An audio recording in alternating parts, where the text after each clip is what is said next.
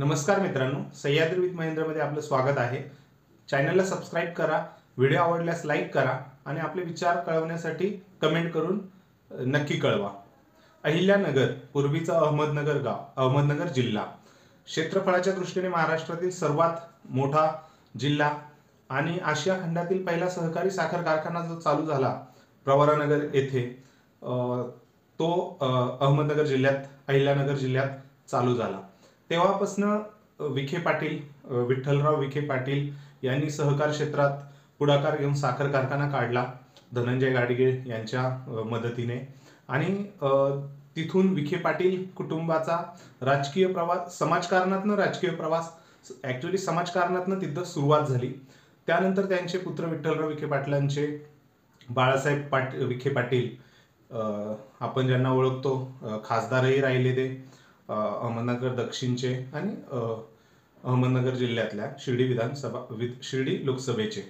त्यांनी समाजकारण चालू ठेवण्याबरोबरच राजकारणात ते सक्रिय झाले।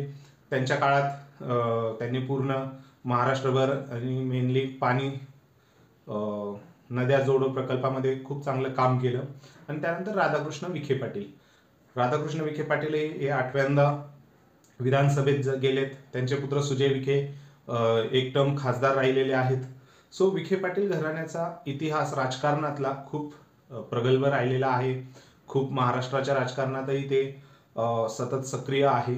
पण अहिल्यानगरमध्ये, अहमदनगरमध्ये जसा विधानसभेचा रिझल्ट लागला, 12 पैकी 10 जागा विखे कुटुंबियांच्या मदतीने निवडून आल्या।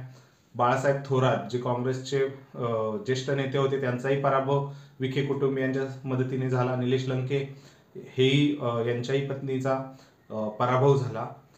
सो विधानसभेच्या निवडणुकीनंतर कळालंच की विखे कुटुंब किती सक्रिय आहे अहिल्यानगरमध्ये आणि त्यांच्या परवानगीशिवाय किंवा त्यांच्या मध्यस्थीशिवाय तिथे टिकाव लागणं शक्य नाही आहे। कारण त्यांनी तसं समाजकारण आणि संस्थेच्या माध्यमातून त्यांचं काम अहिल्यानगरमध्ये चालू आहे। आता मंत्रिमंडळाचा विस्तार झाला। मंत्रिमंडळामध्ये नगर जिल्ह्यातनं फक्त एकच कॅबिनेट मंत्रीपद मिळालं आणि तेही राधाकृष्ण विखे पाटील यांना।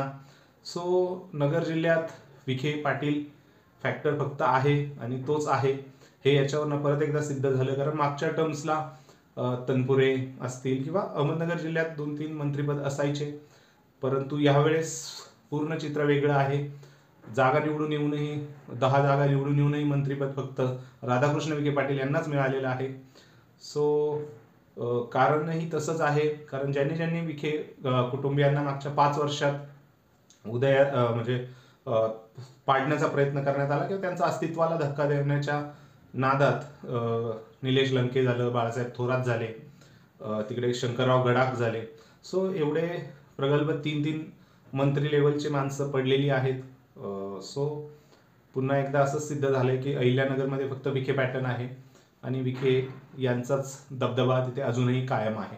तुम्हाला काय वाटतंय, अहिल्यानगरमध्ये विखे यांच्या व्यतिरिक्त कुणी त्यांना तो फ्युचरमध्ये, भविष्य काळात कुणी त्यांना तोड देऊ शकतं का? ते नक्की कमेंट करून कळवा। धन्यवाद।